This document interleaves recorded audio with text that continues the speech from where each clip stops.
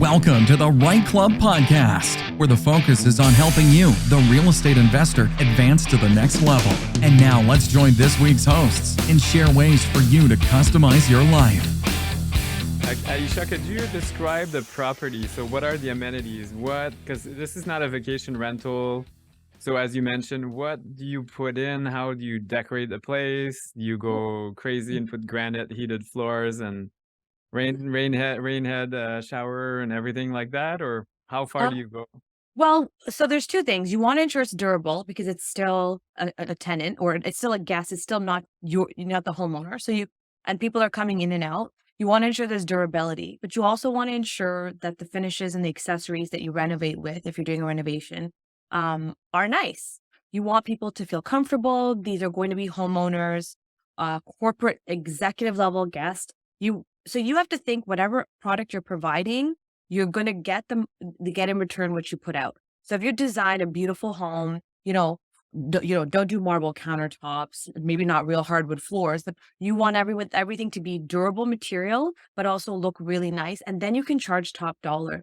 And then people who are coming to your home, once you get into that target market and they're paying that top dollar, then you know that, they're going to take care of your home because they're paying so much to stay there. So and essentially the money you put in comes back to you anyways. When people complain about having to take that extra step to, make that paint job look nice or do that extra, some people will just throw in whatever furniture they have, try to willy-nilly match it. Well, then you're going to get a certain type of guest. I'm not going to be able to rent your place out to the CEO, right? Yeah. They're not going to want it. So if you want that, you're going to attract what you put out. So I would say, durable materials. I would do nice finishings, again, durable. A few things that we mentioned was in-house laundry, parking, either parking on the driveway or parking on the street, a fenced backyard, particularly if you are allowing guests. Now, pets. Pets. Now, yeah, I was like, guests are allowed. Yes, that's what we want. Pets, it's if you want. And then we're looking at the type of decor and the type of furniture. So we have standardly know what we're putting in a 1-bedroom, a 2-bedroom, a 3-bedroom. How many, what type of beds? We usually go for queens.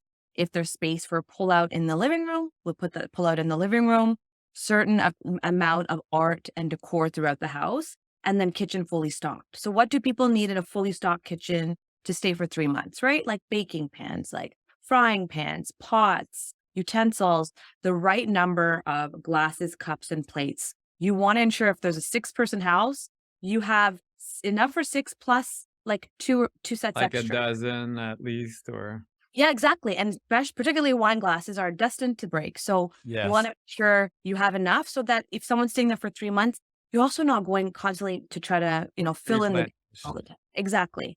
So you want to make sure for what you're offering in terms of replenishments, that all of that is stocked there and stocked enough, again, for the amount of people you are allowing in that home to be comfortable for that first, few weeks of their stay.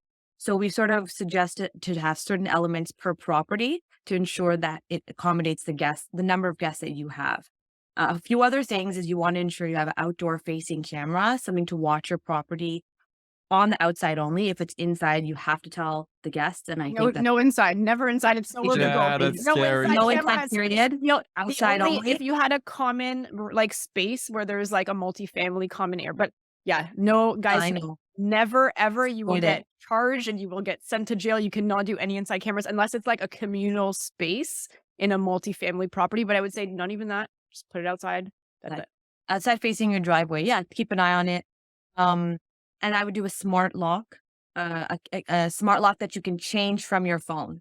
And that way, if anything happens and the person decides to stay and not leave and they leave, then you can change the code and lock them out, essentially. And keep in mind, a lot of these people are corporate clients, business clients. They need a desk space. Ideally, not the kitchen table or the living room area, but they need somewhere where they can go and make Zoom calls or private calls if they have their family with them. So think about what that looks like in terms of a desk area.